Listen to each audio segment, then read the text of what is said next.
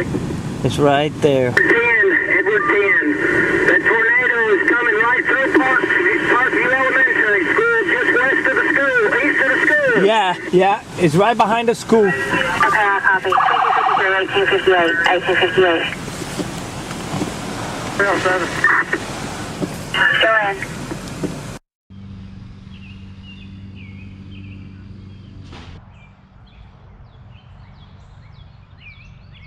It's a beautiful walk, isn't it? But anyway, what's up, you guys? Chet Guthrie, the Dream Poet here, coming to you all from a urban neighborhood here in Cleveland. To be more specifically, I'm actually near my grandmother's. And today, guys, I wanted to talk about something very sad. Something that happened that was very tragic.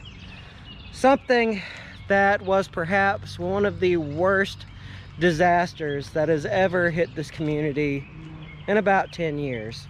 And in order to tell this story, I felt it was only proper to tell it, or at least start it, from where this road is that leads up to my grandmother's house. Why this is so important is because my uncle, Mark McCoy, was racing with the wind around 6 o'clock on April 27th of that year. He was coming down Highway 64 Dalton Pike, and he was racing with the tornado. His main goal, to get my grandparents somewhere safe. You see, this tornado, it had already come up through Alabama. It killed about 33 people there. It struck as an F4 tornado. Then it came up through Georgia as an F2 and F1 tornado, but then it struck again here through Bradley County and Chattanooga, and it continued on 162 miles, hitting the ground for about 194 miles per hour. This thing was very, very powerful. As it was reaching this neighborhood, my uncle, he was slamming to go faster and faster, and finally he reaches my grandparents' house. He runs to the basement and he tells my mama and my papa, we need to get you all out of here. And right as he's telling this, they hear what sounds like a train at full force, making its ruckus in its way down here. And right as it's about to hit the house, as they're waiting, it stops. My grandparents and my uncle, they had just been spared from this F4 tornado that was tearing apart my home, my community. However, that wasn't the end. It picks up and it strikes the next neighborhood over, wrecking about 30 houses, completely wiping them off the map, and in the process killing around 8 people in this area. Now, for this vlog, since it is about 11 years past the anniversary of this sad, tragic event in my community's history, we are going to drive around the community, the neighborhood that was so bad that it caused President Barack Obama at the time to declare a state of emergency. So we're going to go to these neighborhoods today. Without further ado, anchor down.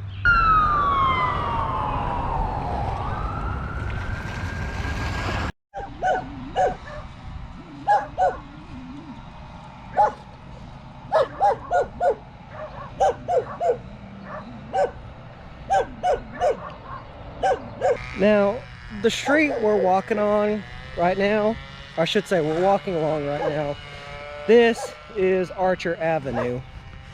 And when the tornadoes of April 27th came through, thus rocking Cleveland, Tennessee, this was perhaps one of the hardest hit neighborhoods in the area. In what might look like a very serene neighborhood, all of this that you see here now, all of this was a wasteland on the day after April 27th, 2011. All these buildings, all these houses, They were absolutely destroyed. And if I'm not mistaken, out of the 30 homes that were destroyed in this tornado, a lot of them came from Archer Avenue.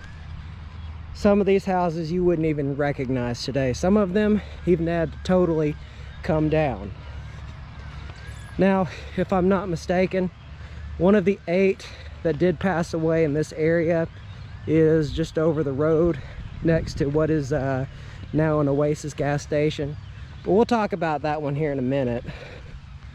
But absolutely everything was destroyed.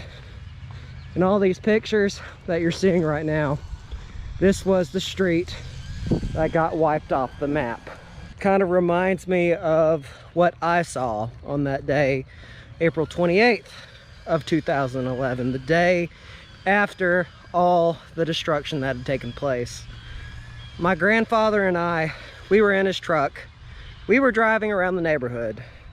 If you all have kept up with my channel long enough, you all know that my late grandfather, Don McCoy, he was a lineman. And even though he had retired at the time, I think he'd been retired about 5 years at this point, he actually volunteered to get out on those lines and help get these people electricity. Which kind of reminds me, you will see these power lines. I will probably say people in this neighborhood, they went without power for about 3 weeks. In the days that led after it, I mean, for about 2 or 3 years after, it looked like a complete war zone. Nothing grew here. It was just winding, twisted trees and nothing else. Now, 11 years later, it's kind of obvious.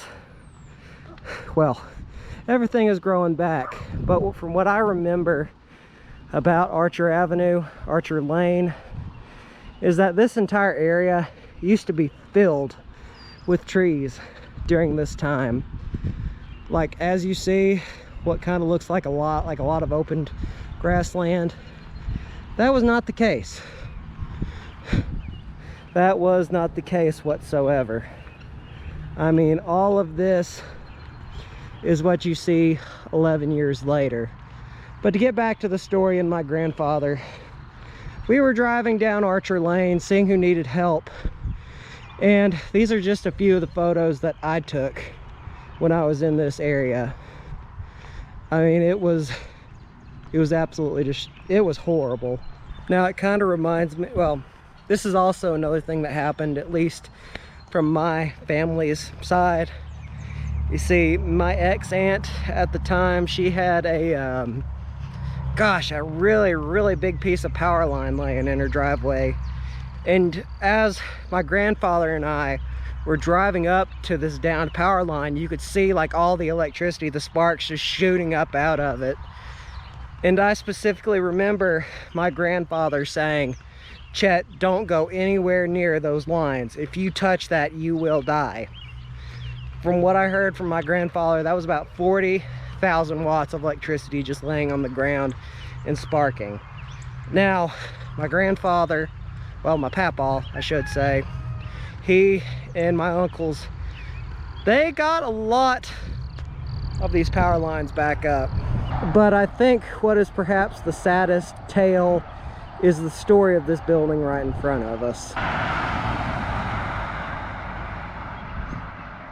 This roadway behind me that we are walking right beside right now, this is Dalton Pike. This is the major thoroughfare that my uncle Mark McCoy took to get to my grandparents when this tornado was making its way through Bradley County.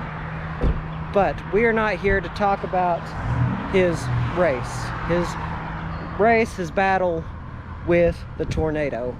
No, we are here to talk about the building that used to stand where this Oasis gas station does now. You see, there was a gas station that stood where this Oasis does now. And during the tornado of April 27th, 2011, there was a young man and a manager, an older lady, if I do recall. They were hunkering down in this gas station. They had no way home. everybody had called for, to stay down, stay hidden for this tornado that was making its way through Bradley County. They were essentially stuck here. Now, as this John Doe and this older lady were waiting it out, we're standing their ground, waiting for the unknown to happen. They hear what sounds to be a freight train making its way through the area. And this is where this F4 tornado at 194 miles an hour comes through and destroys this gas station. This John Doe, as he is hiding within this gas station, he is flung in the heavy winds, and he is taken and he is dropped in the nearby power lines. This contact with this heavy electric kills this young man on impact. Now, I will not give the name of this young man just to protect the name of the family. Even though it's been 11 years, it's still in recent memory, and it's just very, very sad. Now, we are going to go to one more location. Just to give you an example, the places in this area have still not quite recovered.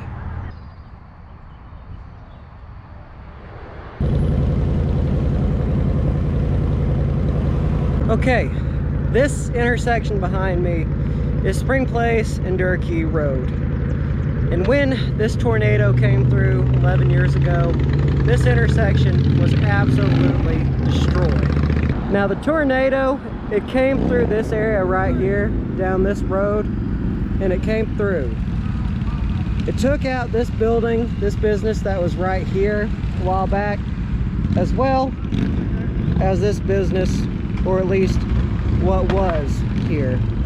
Now I imagine if I could remember, this was a convenience store, and it was kind of like more lower income. I believe it's been about 11 years. I can't quite remember, but 11 years later, there is absolutely nothing but the floor and tile paneling that was the ground, or at least the flooring of the building.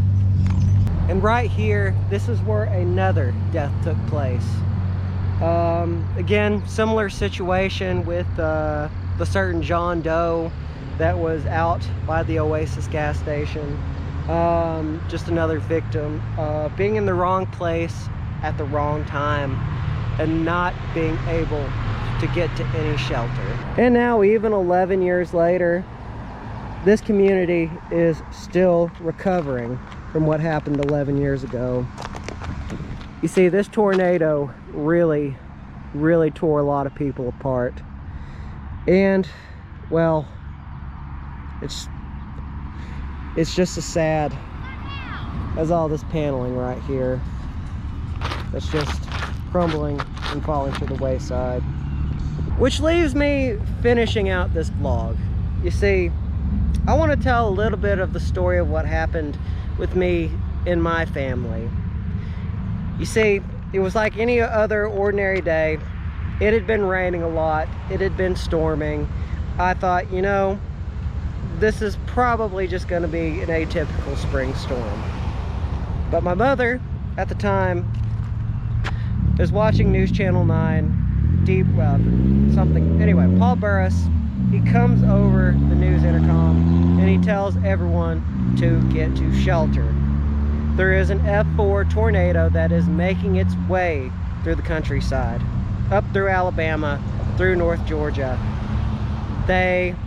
Everyone in this area has to go and find some sort of shelter. Now, my mother, hearing this, she tells my stepfather, she tells me and my sister, and we hunker down in the basement.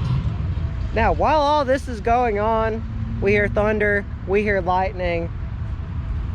We kind of go upstairs in the eye of the storm, and we are just watching these pieces of hail that are about the size of my fist falling from the sky. We could hear it hitting the house. Like bam, bam, bam. I mean, luckily, next day broke. We woke up.